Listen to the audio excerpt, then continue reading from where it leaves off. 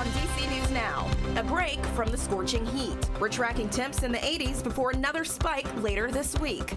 Plus, a Maryland couple killed by extreme heat in Saudi Arabia. I'm still not able to truly comprehend it. How the family is handling the loss and why they say a tourism company is to blame.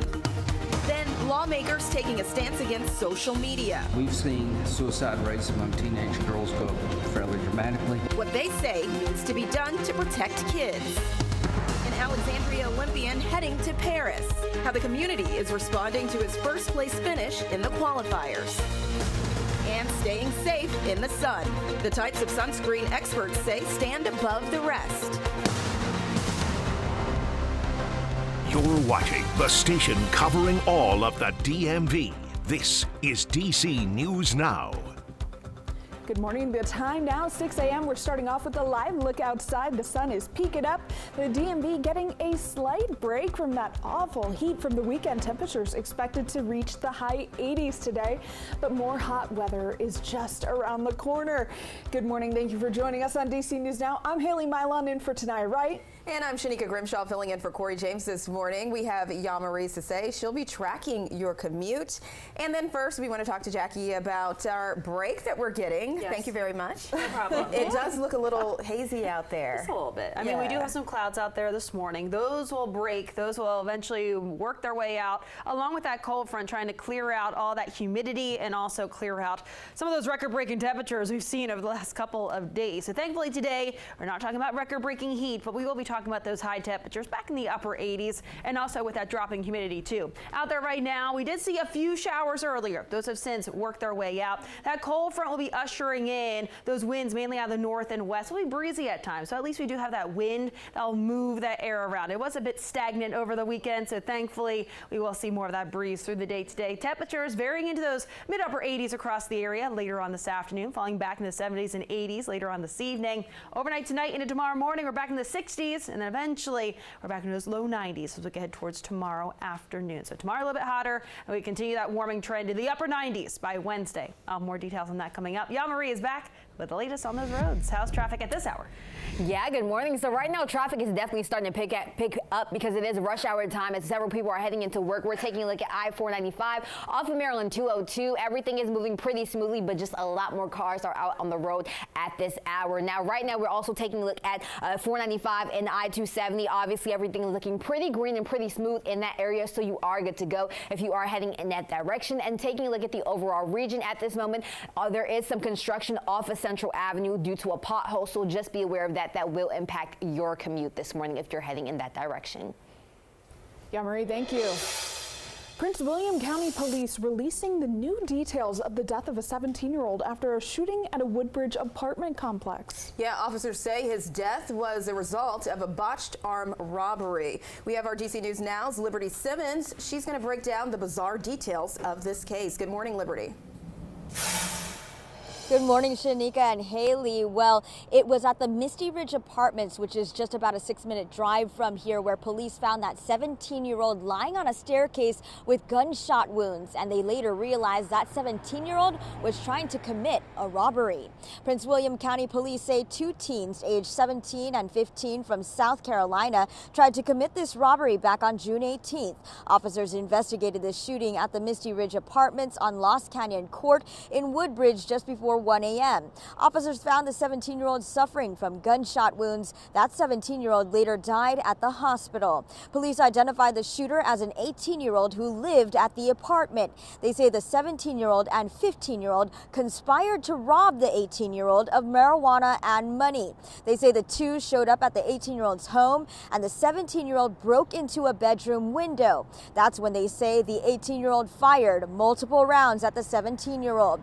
Police say the 15-year-old then fled the scene and at one point fired back at the apartment.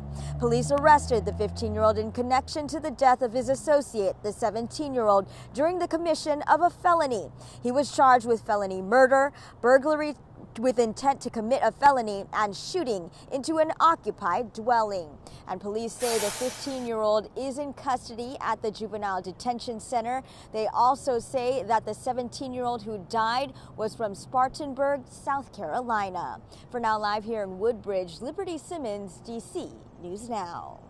All right, Liberty, thank you for that update. Now 6:04, D.C. police are trying to identify a dead man found at the Warf on Friday. Yeah, the man's body was discovered near Warf Street in Southwest. Police say they received a call around 5 a.m. about a body in the water. Police are also working to determine how the person got into the water. Many people were out and about at that hour and just completely shocked by the scene. So I was like, okay, a little concerning. Not something I haven't heard or seen of before, but certainly a little, first, again, as you said, an area as nice as this, probably not the best image, probably not the best optic. Police say examiners are now working to determine the man's cause of death. In Montgomery County, Maryland, state police are searching for a hit-and-run driver accused of killing 2 teens on I-270. It happened in Rockville on Friday morning. Police say a BMW crashed into a Toyota, which was then rear-ended by a third car. The passengers of that Toyota, 17-year-old Luis Isaac Brand and his cousin, 18-year-old Rebecca Gabriela Vasquez Moreno, they died at the scene. The driver of that car was Brand's mother. She was taken to the hospital for treatment of her injuries. The BMW was then found in an abandoned area near the crash site, but so far no arrests have been made. A Maryland family is grieving this morning after 2 of their loved ones were killed by last week's extreme temperatures. The couple was among 1,300 people who died during a religious pilgrimage in Saudi Arabia. Yamari Sase joining us now at the desk. And Yamari, you got the chance to talk to some of those family members. Yeah, that's right. This couple was very well known in the Sierra Leonean community. They had about 3 children and 4 grandchildren, and their daughter says that this isn't easy news to even digest. Now, officials believe the couple died to heat stroke, and their daughter believes poor planning by a touring company may have played a role as well. My parents meant the world to me. Anyone who knows me knows that they were my rock and soul. Saida Wari didn't expect to get the worst news of her life during her visit home to Maryland. It was just hard to hear. I'm still not able to truly comprehend it. Last week, her parents, 65-year-old Aisatu and 71-year-old Aliyu Wuri, were missing during their pilgrimage to Saudi Arabia. Days later, she learned they passed away. Officials told the family they died of natural causes. They believe it was a heat stroke. I spoke to my mom, literally no exaggeration, 10 times a day. To go from that to knowing that I'll never get that again, I don't think that there are words to describe that feeling. The couple traveled to Mecca, Islam's holiest city, with the touring company with nearly 100 others. But when they arrived, Saida says her parents told her the touring company did not provide the proper credentials needed to participate in the Hajj pilgrimage and also lacked transportation, food, and supplies needed for the week-long journey. They had to fend for themselves. They had to buy a rice cooker to make breakfast, lunch, and dinner just to survive. And it's already 110 degrees and you're not in a decent condition, you know. It's too much. So I just hope that the agency isn't allowed to take anyone there, especially after each person paid $11,500. The return was nothing compared to what they expected. Although the family is disappointed in the touring company, Saida says she's at peace. Her parents died while building their faith. Knowing that this is what they really wanted to do and they died in such a holy place, it gives me a little bit of ease. Just tragic. Again, that was our Yamari Sase reporting. According to officials, the tourism company at the center of this was not in good standing at the time of the deaths. For more details on the story, head over to dcnewsnow.com. And heading over to Prince George's County, folks at Westwood Place Apartments are dealing with record-breaking temperatures without AC. The chiller unit at the apartment complex broke Saturday morning, and tenants are hoping all will be fixed today. According to management, emergency repairs need to take place in order to avoid monumental damage to the unit. And as of last night, they were still waiting on parts to complete those repairs. One person tells us about the extreme measures he's been going through to stay cool. I take showers periodically and stand. In our unit, we have 7 fans, so just take a shower and I guess stand by the ceiling fan or by the balcony. But unfortunately, that brings hot air in there also. Another tenant tells us that it's hotter inside than it is outside. Imagine that. Now, this housing complex makes the second one in Prince George's County without AC in the past week due to chiller unit issues. Talk about a hometown hero for Northern Virginia. An Alexandria man is headed back to the Olympics, this time in Paris. Noah Lyles came from behind and finished first in yesterday's 100-meter qualifier.